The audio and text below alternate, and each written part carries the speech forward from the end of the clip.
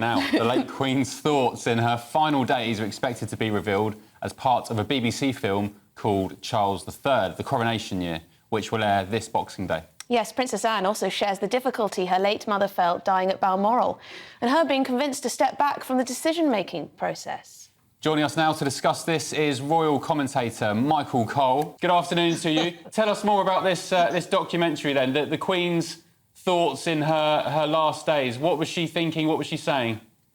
Yeah, good afternoon, Ben. Good afternoon, Emily. At last we're seeing you. Yeah, Christmas is coming very fast now. The royal clan are gathering at Sandringham in Norfolk. Good old Sandringham, as King George V, the great-grandfather of King Charles, always used to term it.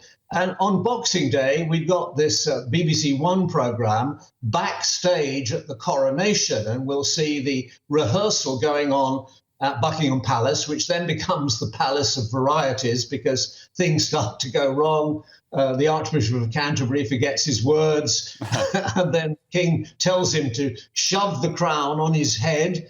And the Archbishop says, well, I'm afraid of breaking your neck. And then Prince William can't get a little clasp undone. So it'll all be fun. But what is the most interesting thing about this, and I think you'll see it if you watch, and I think it's worth a watch, is how happy the King is. We now have a very merry monarch, and that's what happens after 18 years of happily married life. That is the big change. But as you said, Emily, I think it was, about the Queen, what will be revealed by her loving daughter, Princess Anne, the Princess Royal, is that the Queen did think that she shouldn't die, because obviously it was imminent, at Balmoral. It would be too complicated.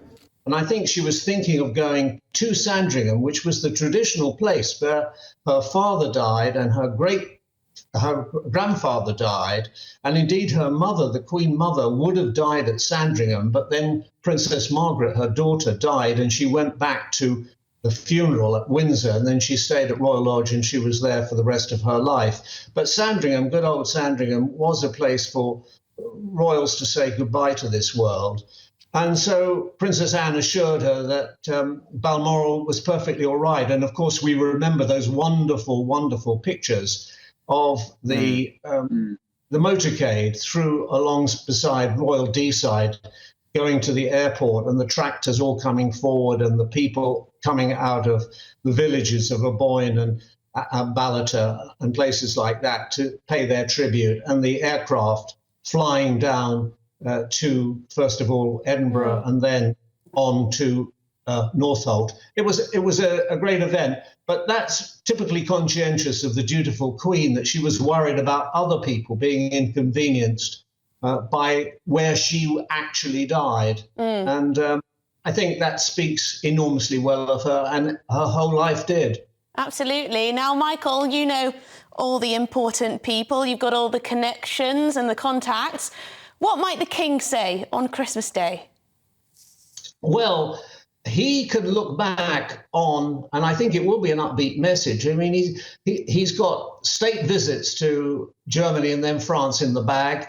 He then displayed some very deft diplomatic footwork in Kenya, where there was concern about the shared colonial past. It must be said that the concerns were less in Kenya than there were in some of the left-wing newspapers in this country. So those were all positives, but it wouldn't be His Majesty the King, Charles, without concerns about the environment, about global warming, and about the many, many people in this world who live under oppressive regimes and the human spirit being crushed by that. So I think it will be an interesting King's speech. He will have written it himself. But, you know, one of the things that he will have felt bucked about this last year is his speech, which, of course, he also wrote at the recent climate conference in Dubai. That was received extraordinarily well, words of warning, even though The Crown, the last 6 episodes, were released more or less at the same time he was getting up to make this keynote speech. So it will be very, very important. But I think the key things about this Christmas at Sandringham is going to be very different in subtle but sustaining ways. in previous years, when she was the Duchess of Cornwall, Camilla tended to leave after the big day and go down to her house in Wiltshire. And she then had Christmas with her family. But of course, now she is Queen Camilla.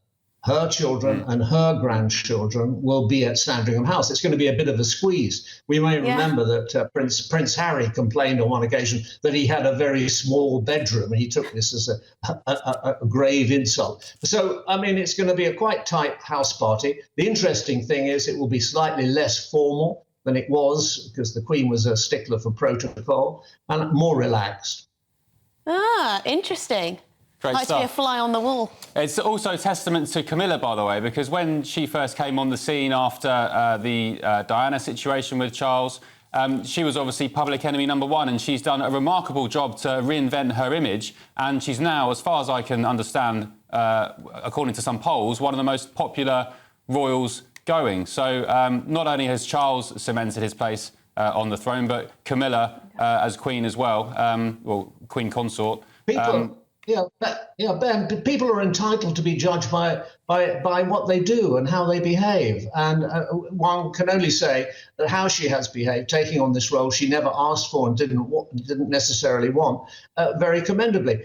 The only thing it's worth saying is Christmas is supposed to be a time for families to come together. Well, obviously, the Duke and Duchess of Sussex in faraway California didn't get the memo, because they will not be taking part. And I must spare a word for King Charles. It must be very hurtful for him that he doesn't see his grandchildren in California, Prince Archie and Princess Lilibet. That is appalling. I think ordinary families who've had these problems, and they do occur in all sorts of families, really ought to try and come together at Christmas time if they love each other.